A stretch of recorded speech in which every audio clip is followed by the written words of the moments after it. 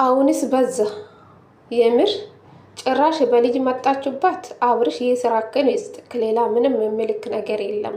እውነት ለመናገር ሩታ በጣም አሳዝነኛለች። አለቀስኩ እሷን አይቼ ማለት ነው። የእናትነትን ጥግን ያየሁበት እንዴት እንደሆነች። አንተ የሩታ ግፍ አይዝህም? ከሌላ ሴት ጋር መላላጥ ነው ወይስ ትዳርክን አስተካክለ ወደ ልጅ መመለስ ነው የሚሻልልክ? ጭራሽ በልጅ መጣችሁባት። አርፋ ትኖርበት ልጅቷ እንዴ! ምንድን ነው በዚህ ልክ ያለውን ወሬ እያመጣችሁ ልጅቷ የምታስፈራራት? በልጅ መጣችሁባት።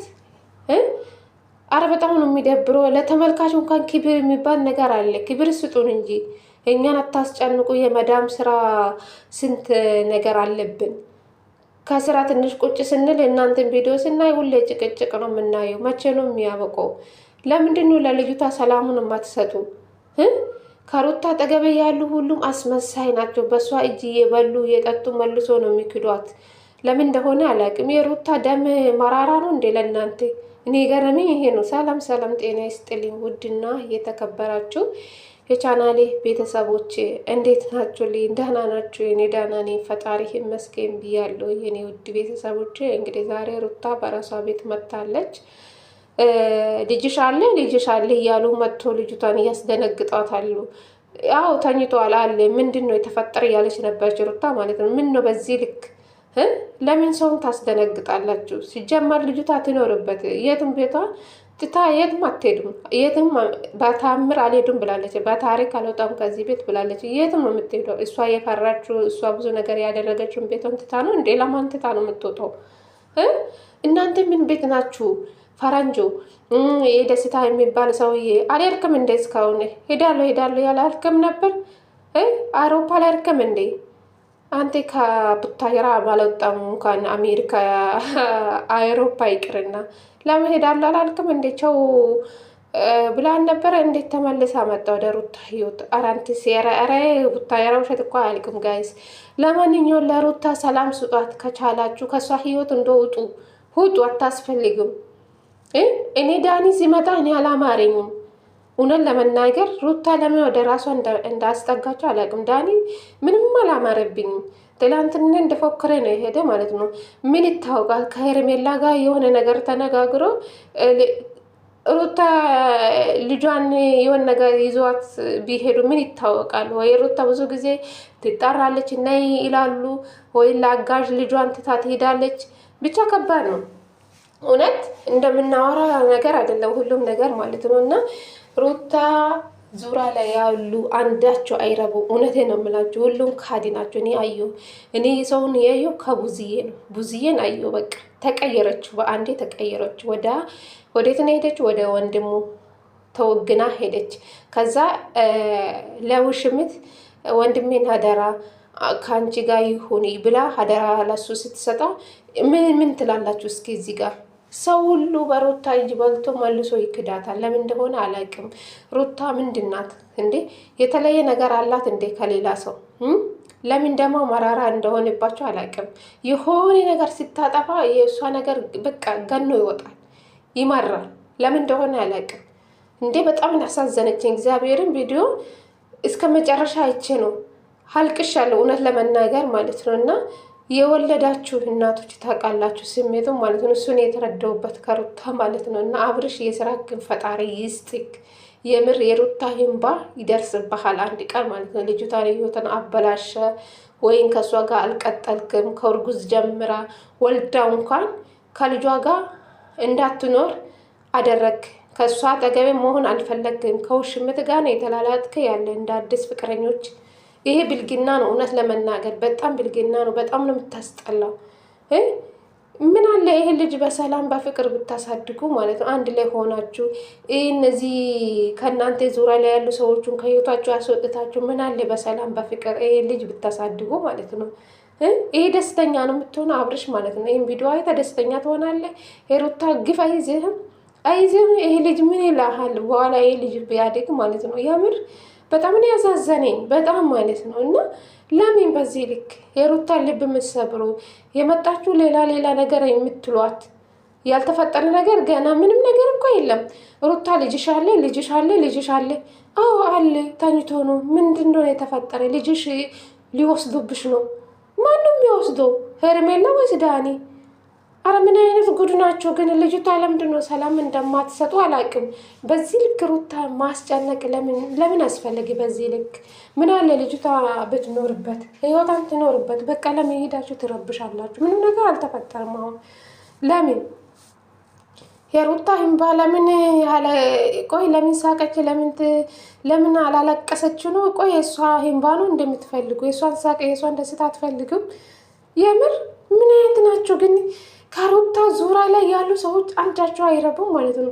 ዳኒም ቢሆን እኔ በሰላም ወደ ሩታ የተጠጋበት ምክንያት እኔ ደስ አላለኝ፣ ቤተሰብ ማለት ነው። በፊትም በቃ የሆነ ምክንያት ነበረ ሲፈልግ የነበረ፣ ሁላችሁም ታውቃላችሁ።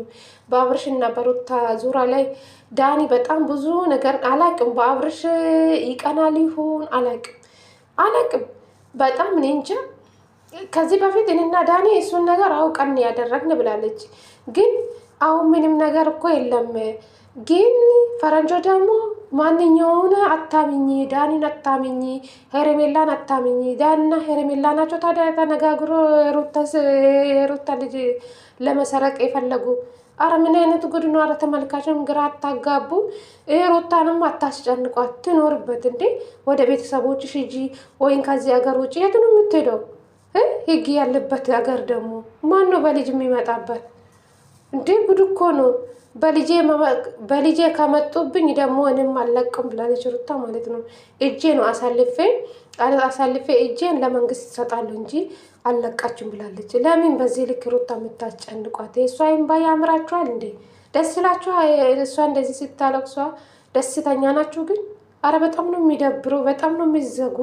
እንዴ ስርዓት የሚባል ነገር አለ። ሩታ እስኪ ልጅቷ በቃ ለቀቅ አድርጓት እስኪ ትኖርበት። በቃ ልጅቷ አታስጨንቋት። አብርሽ እንደፈለገ ይጨማለቅ እዛ ማለት ነው።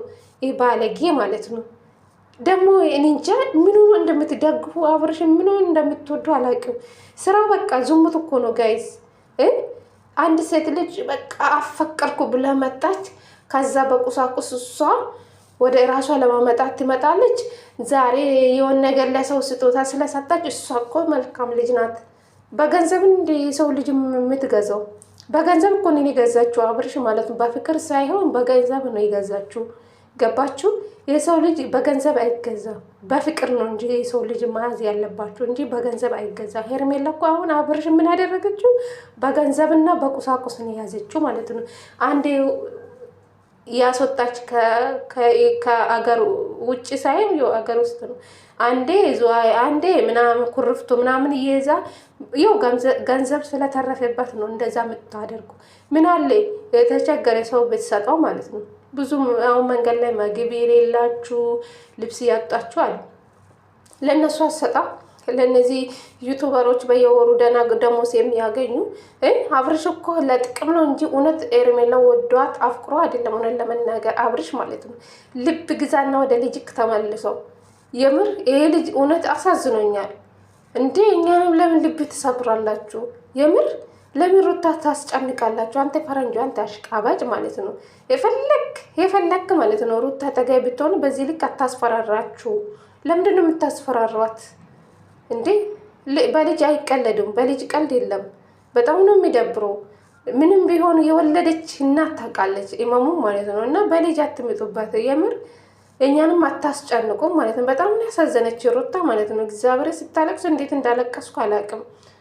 በፈጣሪ ስም ልጁ ይኖርበት። ለምን ይሄ ሁሉ ጭቅጭቅ? ይሄ ልጅ ምንድን ነው የሚማረው? እግዚአብሔር ሆይ ከእንደዚህ አይነት ትዳር ፈጣሪ ይሰውረን። ምን አይነት ጊዜ ላይ ደረስን? ሩታና አብርሽ ምን አይነት ጅኒ እንደገባባቸው አላውቅም።